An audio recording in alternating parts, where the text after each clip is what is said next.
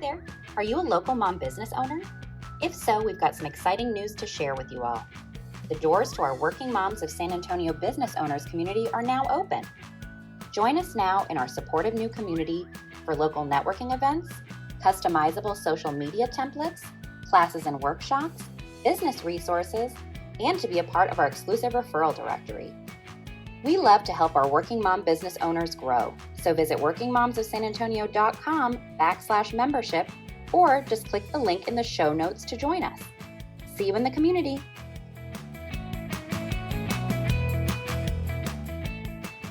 We're Erica Radix and Marie Lifschultz, a San Antonio area realtor and lender, but most importantly, we're working moms.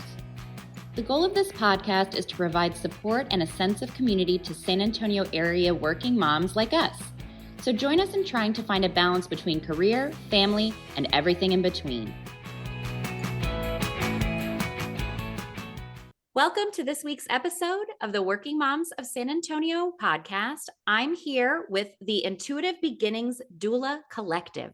So this is the first time we've got multiple gals specifically for here on the podcast with us. And we're excited to chat with all of them and learn quite a bit more about doula services. So I'm going to turn it over to these ladies and let them do their thing.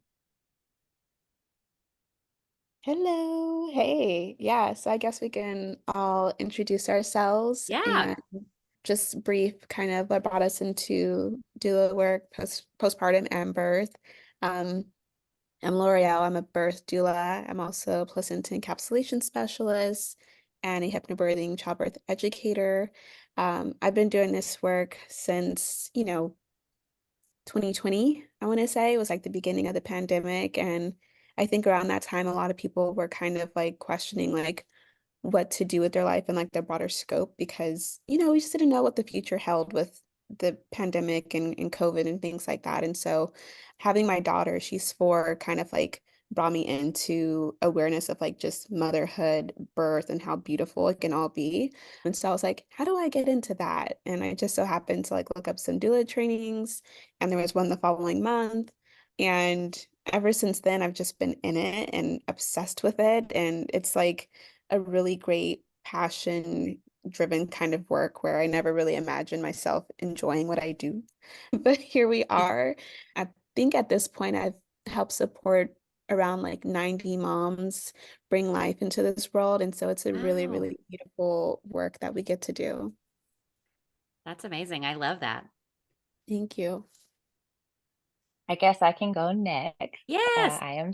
I'm Saran. I am a birth and postpartum doula. I also teach childbirth education and baby wearing classes. And for this collective, I will be our admin. I'm not currently taking births, but I'd still do postpartum work and admin work for the collective. I started at my doula journey in 2020, so the same as L'Oreal. But I really started this work about 25 years ago. Someone reached out to me recently, and I was like a mother's helper with her when I was a teenager. So I realized I had been doing this long before I called myself a doula. And I'm grateful that I get to do something that obviously was a calling for me.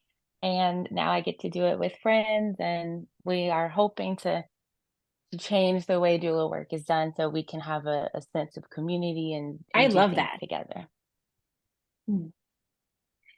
Yeah. Yeah, Me yeah. too. Thank you.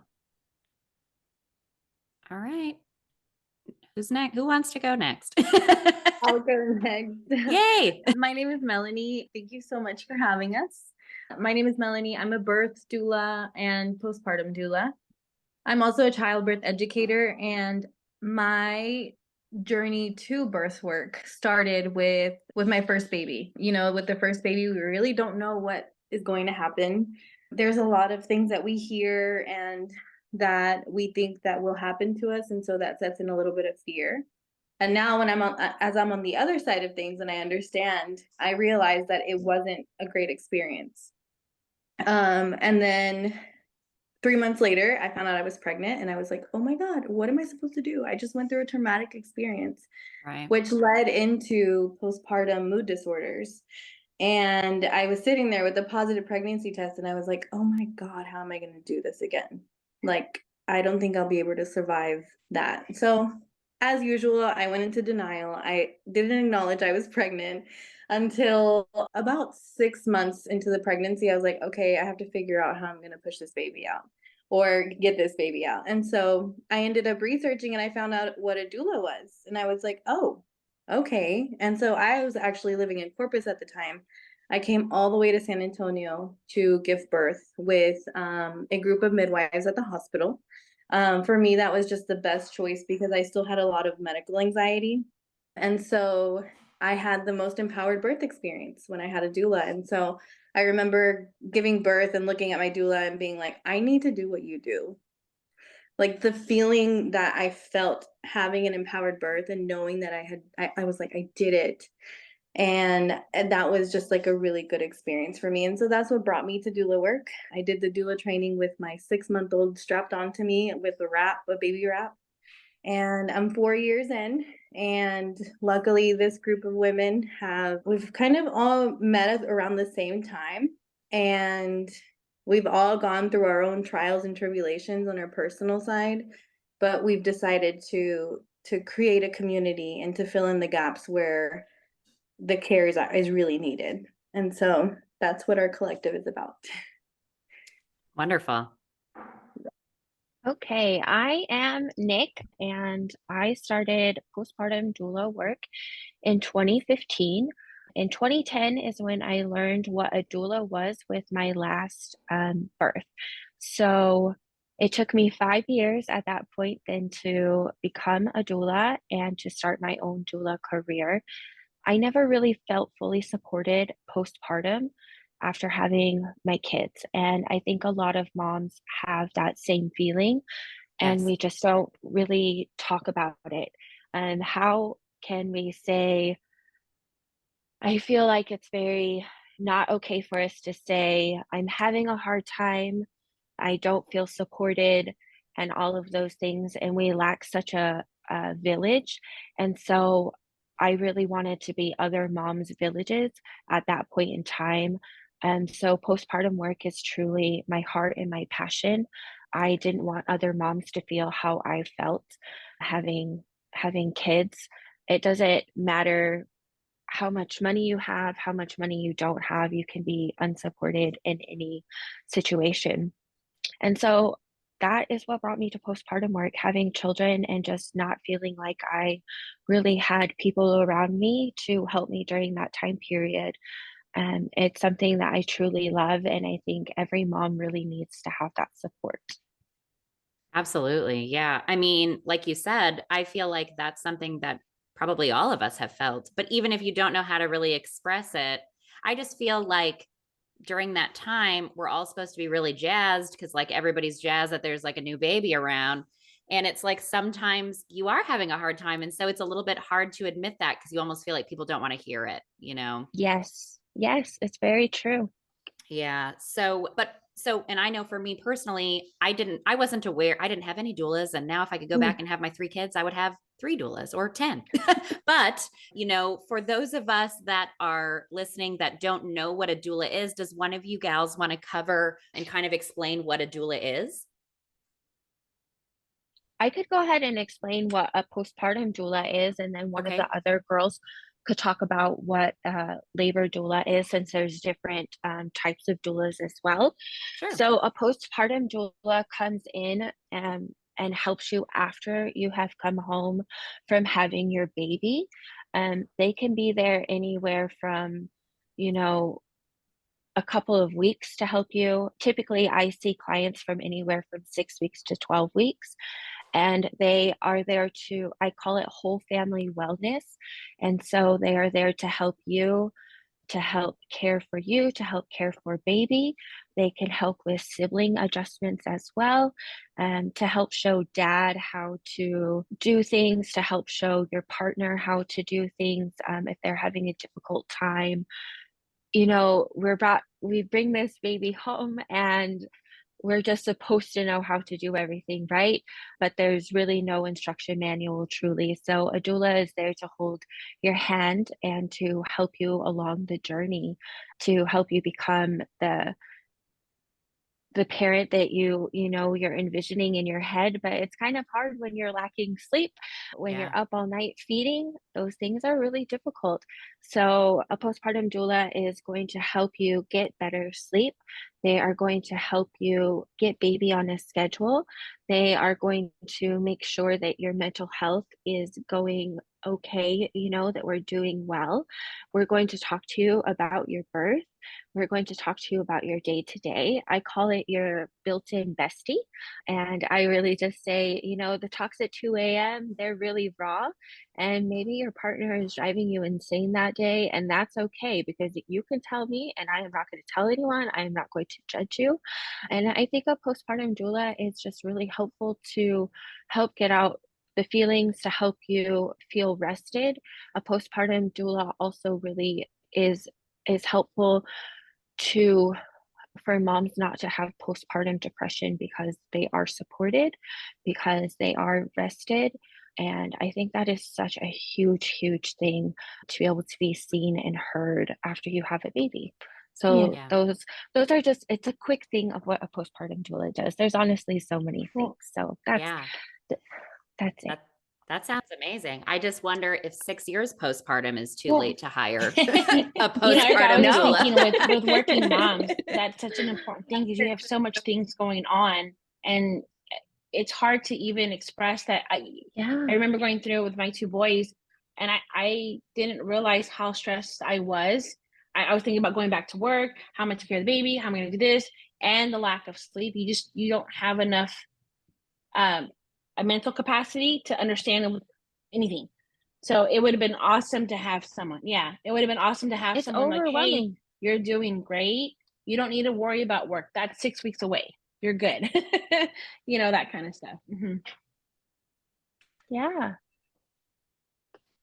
And you bring up a good point, like that stressor of giving birth and how unsupported we are here in the United States, where they expect us to completely break raw into our core and our vulnerable core and give birth to a baby and learn how to breastfeed and do all of the things that they're asking for us to do, and then just act like nothing happened and go back to work 6 weeks later.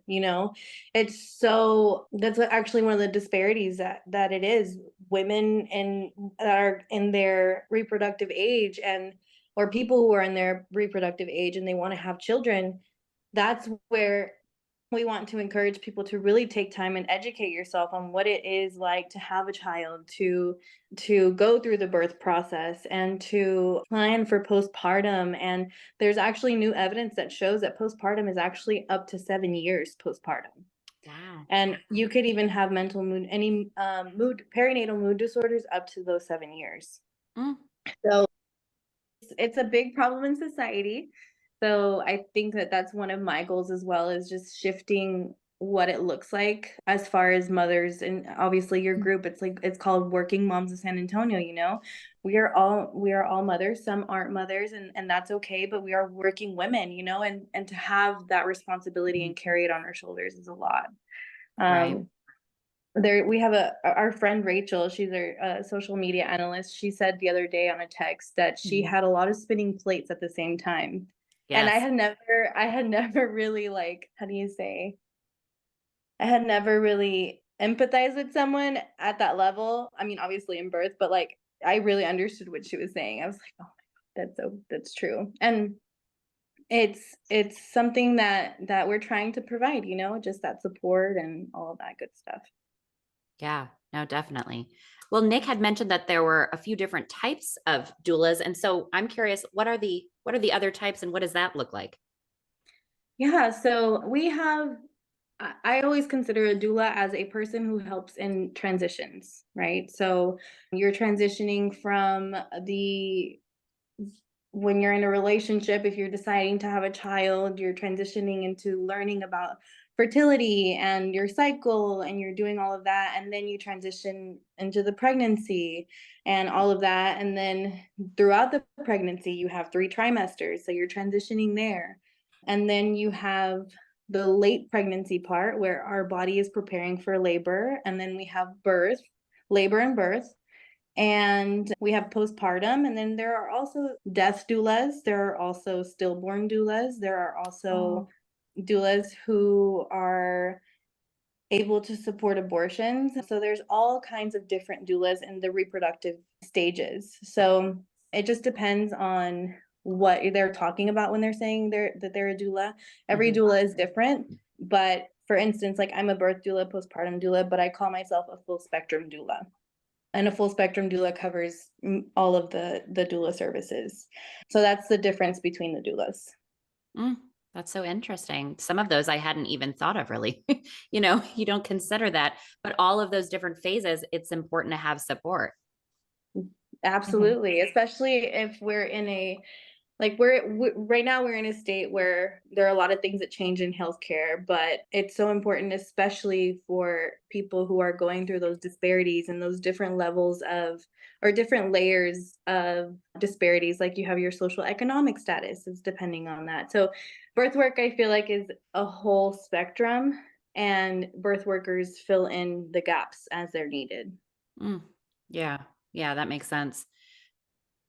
The root word of doula is the Greek word that means a mother's or a woman's servant. And so a lot of it is us being in service to our clients in whatever way that may look. I always say some people need more cheerleading. Some people want you to be very quiet, but want a lot of physical support. And this can be in postpartum and in birth. Some people want to talk a lot at postpartum visits. Some people want to sleep and let you clean up and hold the baby. So, we have to kind of adapt to what everyone needs, and that looks different in every home with every person, but we're trying to support them through the transition, like Melanie said. Yeah, no, that's wonderful. I love the idea of that much support. Just talking about it feels nice. So, like I mentioned, I never had a doula. And so, what does it look like for you gals when someone does want to go to a hospital and have their baby there and all of that? How do you work with those providers, maybe even before the birth? How does that all work? Yeah. So as a birth doula, when a woman or a birthing person reaches out to you and they are looking for support in a hospital or a birth center or a home birth, because all of those different environments, people need emotional or mental, physical support, spiritual support, or a lot of people need education. They need to learn how to advocate for themselves, especially when they are looking to give birth in a hospital. I think times are shifting, and so a lot of people are starting to recognize that they don't want to be coerced into doing things that they don't want to happen to them. They want to be able to have more honest and transparent conversations with their providers about what their options are. And so, hiring a birth doula isn't just as showing up at the birth and supporting, but that work really does start in the pregnancy and in our prenatals. And so for me, every doula is a little different, but for me, it's really about really getting to know my family. I really like for my families to feel like we have a really great, transparent relationship where we have trust and honesty and, just comfort between each other so that we can have those tougher conversations. We can have candid conversations and not like surface level kind of topics, right? But understanding and even kind of going into understanding yourself a little bit more, maybe than you would have given yourself permission outside of pregnancy, because becoming a mother for the first time it's a journey, Yeah. it's a transformation. And so if you are open and willing, then having a doula is a really great way to help guide you into that new aspect of yourself that's going to be born when you have a baby. So yeah, it looks like we often are encouraging our clients to have more candid conversations with their providers, asking more questions, asking what they can do, so not just, hey, will you support me in this, but will you allow me to give birth in different positions? Will you allow me to eat and drink? Will you allow me to be mobile? Things that if we look back to like the 50s and 60s and 70s, a lot of these things just weren't really given. Right. And a lot of people just didn't have autonomy over their bodies. So it's really about a big advocacy for autonomy and just mutual respect, which I think has been lacking a lot, and people are starting to recognize that they can ask for that and they can demand that. So yeah. Yeah, that's so true. I mean, I guess that's not something that I don't know, when sometimes, and this is not like dogging on doctors or anything like that, but sometimes when you go into these like medical situations, it's almost just, and I guess we've been sort of trained to believe this, but you go in there and you say how you feel, and they sort of say, well, no, this is how it is. And you're just sort of like, oh, okay, well, I guess that's what we're doing, you know? And so, Mhm. and we are all sort of just trained to just be like, well, that's totally fine. And you're right. Like you should be able to have autonomy and you should be able to say these things.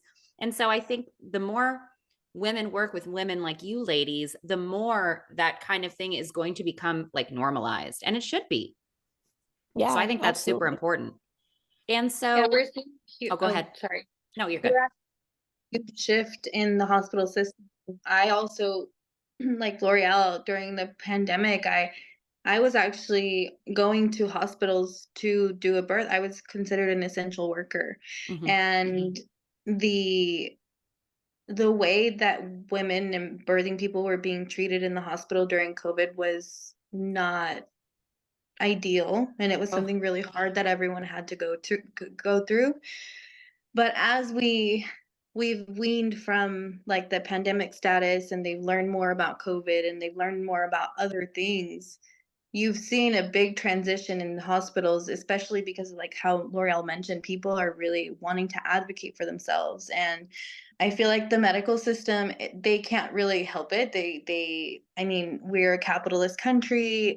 They're educated all in uniform. So when you have something so linear versus like rigidity, you're going to have a lot of that back or pushback, sorry, a lot of that pushback in the hospital. But we've seen a big shift. Even I know University Hospital has turned, and they're a UNICEF hospital, and they have been like also very natural minded Methodist here in San Antonio, and the medical center is my favorite here in San Antonio because they are very doula friendly. I had a client that decided that she didn't want to push on the bed, and she pushed on the floor, and that's the way that she was going to do. And her doctor was like, "Can you go in the bed?" And she was like, "No, I'm going to push right here." And I was like, "All right, let's do it." Because at the end of the day, we're the ones that are going through that experience, nobody right. else. And everybody else in the room, their job should be to help us keep comfortable and guiding and holding space and doing all of those things. And it's really important that we keep doing things the way that we're doing as doulas, because it's shifting the paradigm. It's asking people to do, I mean, asking providers to listen, and doing that, all that stuff. Yeah. No, that's so true. That's interesting about the pushing on the floor, and that I can't imagine what my doctor would have said if I was like, this is now what we're going to do. He would have been like, no. Nice try You would though. have Well, been like, see, yes. that's the thing about having a doula is Right. you learn that you can do it however you want. This is your birth and your baby and your body, and Yeah. we hope to empower everyone so that they feel that they can demand, no, actually, I want to stay on the floor, or I want to get in the bed, or have an epidural, or not have an epidural. It's up to you and what you decide after you've learned the information and thought about it and used your intuition. Then you go and you have your baby the way you want to do Yeah. As you should. Yeah, and that's the thing. It's like we're so deprived from that. We're so Yeah. deprived from ourselves, from our intuition, from community, from human connection. Like even like not to talk down on a podcast or anything, but yesterday I went to a networking event, and they were saying like meeting in person creates a whole dynamic. And I saw y'all's Oh, event sure. yesterday too. Like you have such a good energy in the room. The thoughts are flowing. It's authentic. It's very, very genuine. And that's where growth happens, because we're all learning from each other. And that's it. We're so deprived from it. And so that's what we also do as doulas. We're helping people find their voice.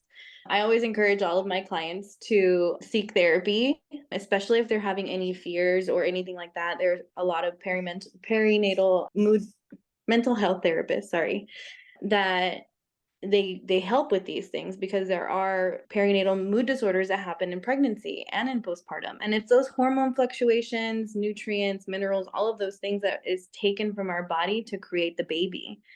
And so it's not something that we can help. Like, we can't choose to have these mood disorders. It's not a choice. It's something that happens to us, and it should be treated like if somebody was to get injured or have a disease or an immune disorder, and that's the importance that we need to give it. Yes. Yeah. We had a gal, she's in our membership. She is a perinatal mental health therapist. And we had her on the podcast. Her name is Teresa Urbina. She's wonderful. I didn't even know that was a thing. I'll tell you what, if I had known that that was a thing, I mean, because we talked about it on that episode, but we can talk about it with you guys as well. I remember feeling like after I had my kids, like I felt sad, but I wasn't like really sad, but you're constantly waiting for it to get really bad because they scare you into saying like, hey, this is going to get really bad. So you're waiting. It's like, how sad is too sad? When do I say something to somebody? And like having a therapist that specializes in that kind of thing, I imagine would have been, helpful in that support. I think I said on that episode, Erica, was I remember telling my doctor, because I think I had an experience like you, Melanie. I had my first son, and then 6 months later, I was pregnant. I'm like, oh no, like it wasn't joy. I was scared. I was like, oh my God, what happened? Like I did everything right. What happened? And I'm so sad about it now because I'm so glad I had him. But I went and told my doctor that I was really scared, and he goes, oh, that's normal.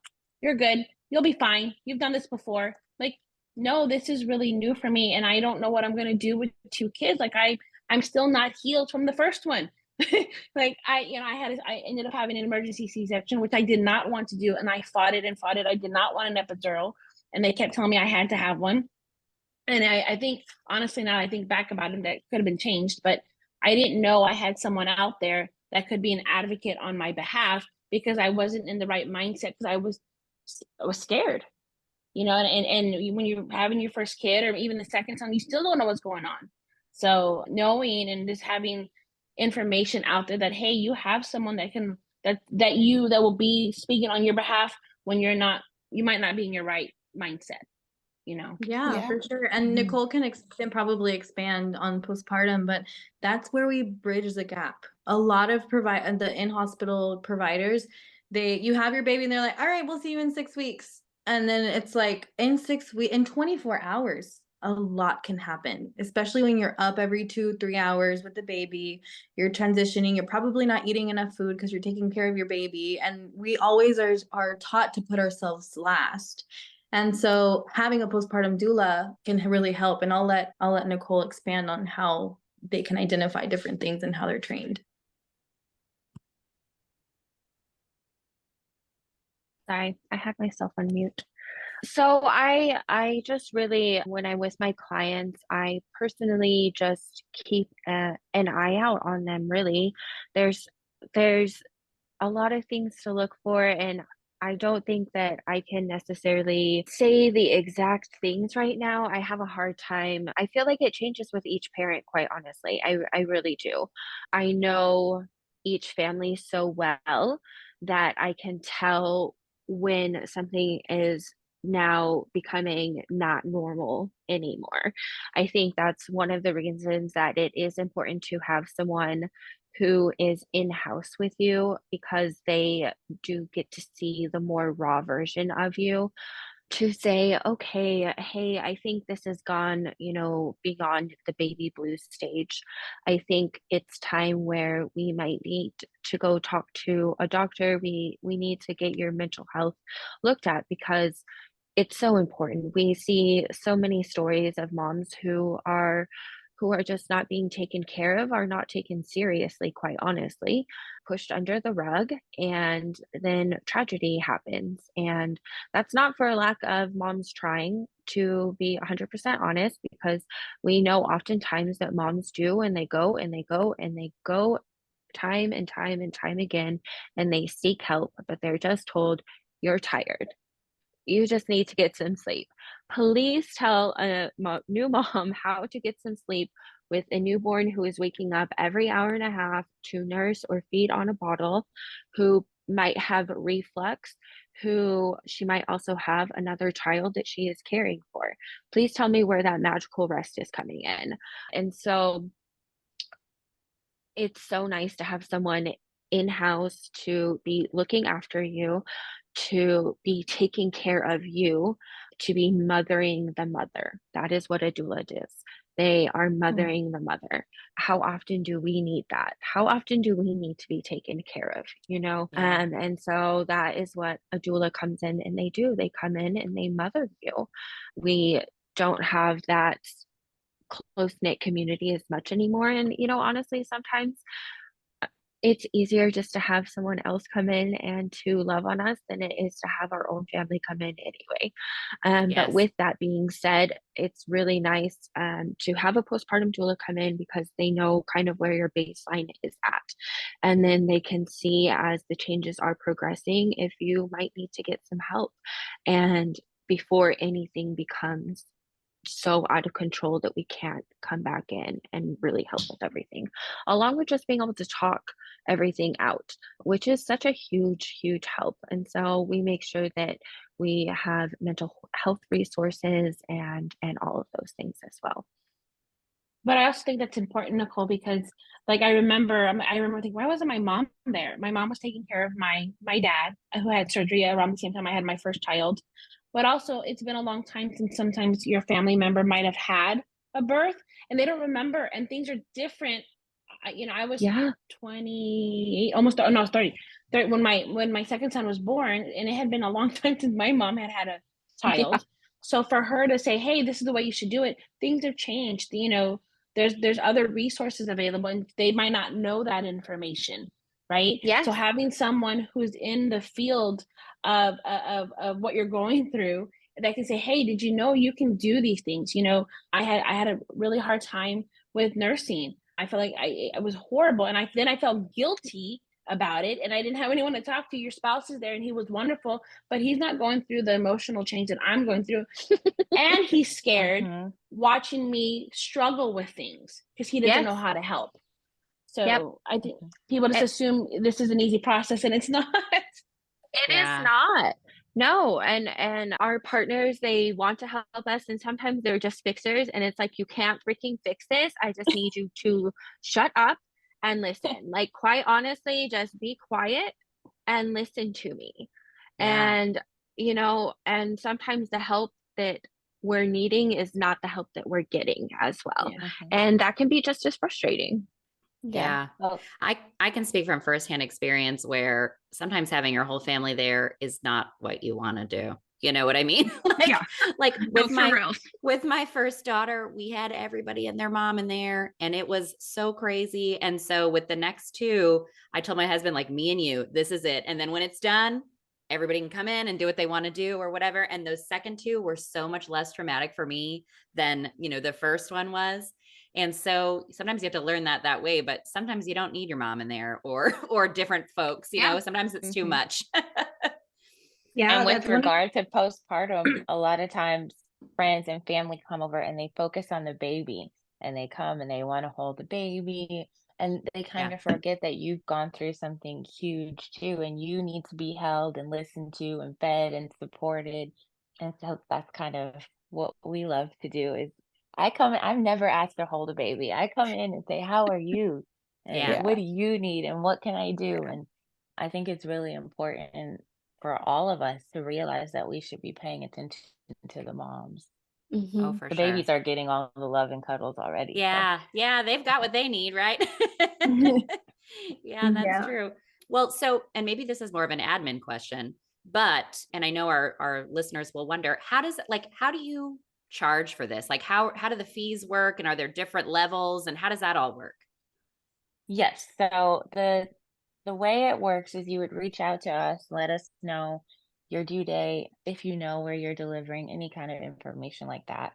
And then I, as the admin, will take the information given. If you know something about the type of doula you're looking for, or what qualities you would like for her to have, I can go through, match you with a few, suggest them to you, and then you interview with all of them at your leisure. And see who is a good fit for you and then decide if you want to move forward. As far as pricing, we have different packages. The smallest one is 1,600 and then they go up from there, which you can add on additional things like classes or massage or placenta encapsulation. So it starts off at that rate, which would include 2 prenatals, birth attendants, and then a postpartum visit with your doula. And then our postpartum rates are different. Nicole, if you want to talk about those, you can. Or I can do it. She's like, yes, muted, you Yeah, do. sorry, I probably. was muted, but Okay. yeah, you go ahead. I honestly can't. So the postpartum will be an hourly rate, but the way you get matched with your doula will be the same. So you can interview with a couple. And obviously all of these will be with who's available at that time and who's been booked up and things like that. And then once you match, you can decide how many hours. We will have a minimum for nighttime and 4 hours for daytime shifts. And then we will schedule it out like that. It'll be $40 per hour. Okay. That's still Sharon, would you There's- know if those services would be something that an HSA account would be able to use? We're not currently set up to take HSA, but it's definitely something But like that a we're gonna look reimbursement. So like into. if I pay for those Yeah, services you out just of put the pocket, card number in. Yeah. yeah, so it's, but I mean, you can reimburse it. Like if I paid and then I can utilize that. I mean, it's a medical service, so you could, if someone's thinking about it, that's something ahead of time. Like, hey, you can, if you're planning to have a child, you can start putting money in your HSA account. I'm sorry, I'm on the finance end of the world, so I focused on a lot of that. But it's a way to save money, and if you're planning, it'd be something. Hey, I would like to have this service while going through this. You can. Yes. It doesn't have to where it hurts your pocketbook. It's something that is Right, and very, there's very, very doable. Yeah. Yes, and people have been getting really creative with planning on how to fund their doula. They've been crowdfunding and asking for it as shower donations and things like that with their family instead of diapers, instead of clothes, which we all get too many things clothing wise, to be honest. We know. Yeah. Say, hey, I really want a doula and I'm not sure. So donate $100, donate a night of postpartum doula. That would be so helpful to me. The same way that we have people making meal trains. So there's a lot of different ways that you can facilitate it.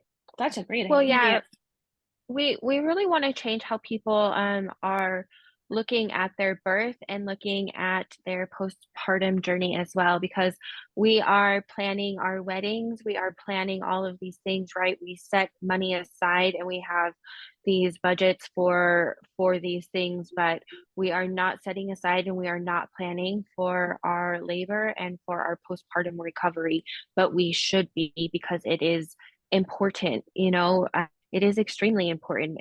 It's if we're planning for our weddings, I feel like we should be doing the same thing, and we should be planning for our postpartum recovery. We should be planning for our labor and putting just as much effort and thought into that, and asking our families for those things. We don't always need the big fancy things for our babies. Oftentimes those are going to be left in the corner and typically not used anyway, and so I oftentimes tell people, ask your family, instead of buying these $1 million contraptions that we typically don't really need, ask them to put some money towards an account for your services instead that you would like to have, whether it be labor or postpartum, both. And I think that has been really helpful for a lot of families. Yeah, and Marie, you said you're in the financial world, and the term financial literacy. I'm gonna have L'Oreal explain, but we love the idea of birth literacy. Of like what entails birth and postpartum literacy. It's like what do I need to do in order to make sure that I come out of this, or I'm going through this and I'm not drowning the entire time. Because I feel like that's what it feels like. It's like we're trying to get ahead, and then right when we're about to get ahead, boom, another thing happens. Yeah. So L'Oreal, if you want to expand on birth literacy. Yeah, so birth literacy is just kind of something that we came up with while we were basically discussing how we want to be able to bring more awareness into how everybody can start to think more about what is available to them in terms of resources when it comes to birth and postpartum. Because a lot of times, we're not preparing for these, big events, even though a lot of us do want kids, we want families, and we think of like having the house and having the children running around, but we don't think about what the birth experience would look like. We don't think about what our pregnancy would look like and what type of experience we want to have. And so, even like lower income families, we want to really be able to bring awareness that, chiropractic care is available to you, doulas are available to you, midwives are available to you, home births are available to you.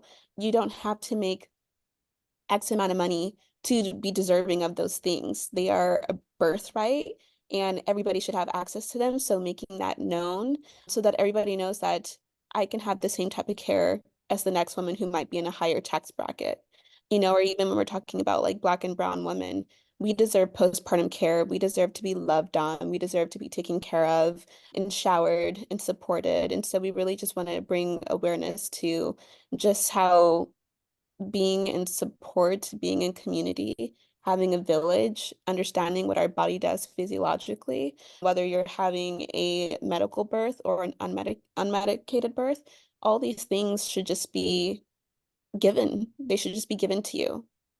Mm-hmm. Yeah, have it accessible for everybody. I think had I known about doula services, my husband might have gotten that football team he wanted. When I think about it, because I seriously, I wanted more children, and we talked about it at length, and we wanted more, and I was like, I don't think I can do it again. I didn't want to go through another C-section, and I had an infection, and I was tired all the time, and it took me, I felt, a couple of years to get past that, to feel myself again. And I love kids. I love being pregnant. It was the part after that I'm like, oh, I don't do this again. It was hard. It was really, really hard, and maybe that's why you might see that our birth rates are down, because it's hard, and you're expecting women to work, give birth, have a family, run a household, run a business, and not having that support that our body needs, So you hear a lot of young women right now like, oh, I'm not having kids. And I'm like, oh, it's such a shame. But I'm like, I kind of get it. My 5-year-old daughter, she this morning was like, I'm not going to have any kids. That's too difficult. And I'm like, oh, okay. My kids say the same thing. It's wild. I'm like, you might change your mind. You never know. But Yeah, fear is rampant, when it comes to how we think about birth, how we think about parenting. And I think that's the really beautiful thing about what our generation is doing. We're very consciously trying to change how, homes look, how parenting looks, how birth looks, so that it doesn't look like this traumatic, scary thing that you never want to indulge in. In my younger years, people never expected for me to have a child. I never talked about it because I was just like, well, one, what if I can never get pregnant? And two, I'm scared of the experience, but it's something that not all of us, but many of us secretly desire. And pregnancy is kind of like this taboo subject that we just typically don't really talk about. It's not an open conversation unless you're actively pregnant or actively already have kids. And so I feel like the more that we can talk about it, the less taboo it'll be, and the more that we can have less shame and fear around these kinds of conversations, because it's life, it's how we're all here. We were all created, yeah, from in the same way. Yeah, exactly. Yeah, and that's another thing, like sexual education, like the education revolving that, and like safe sex and different types of options, and getting rid of the shame on that aspect as well, because it has a lot to do with our reproductive journey, and so that's also our goal is to not shame us as women and sex as well, shifting the paradigm in that aspect.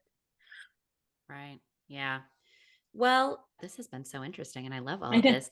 Is there anything else that you ladies want to share with our listeners about the Intuitive Beginnings Doula Collective? We are going to have a Meet the Thank you. Doulas event Yes, on tell us May about that. 23rd.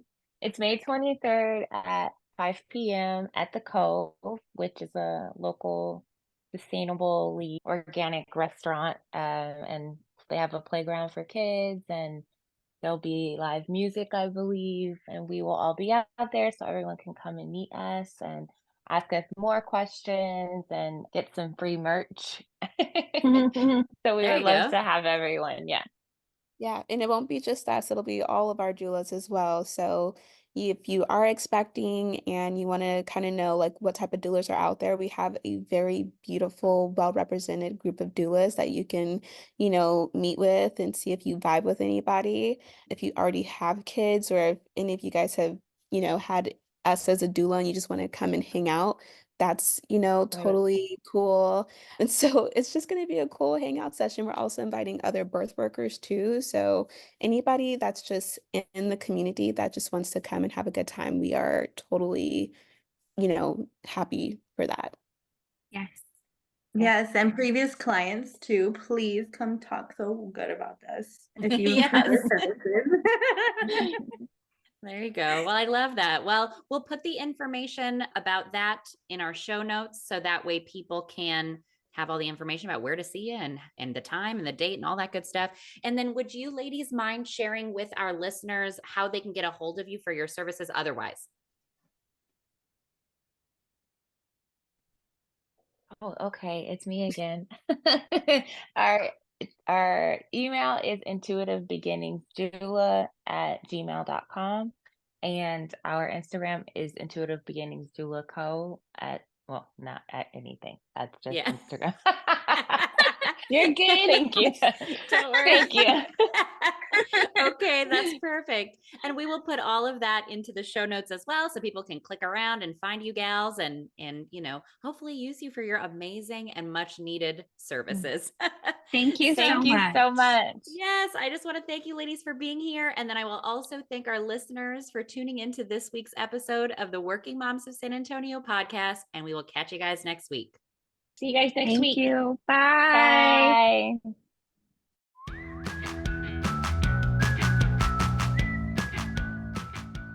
Thanks so much for tuning in to the Working Moms of San Antonio podcast. Be sure to follow us on social media at our respective Instagram accounts or join our Working Moms of San Antonio Facebook group. Those links can be found in our episode description.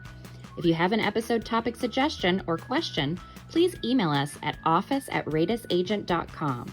And be sure to subscribe to the podcast and leave us a review. See you next week.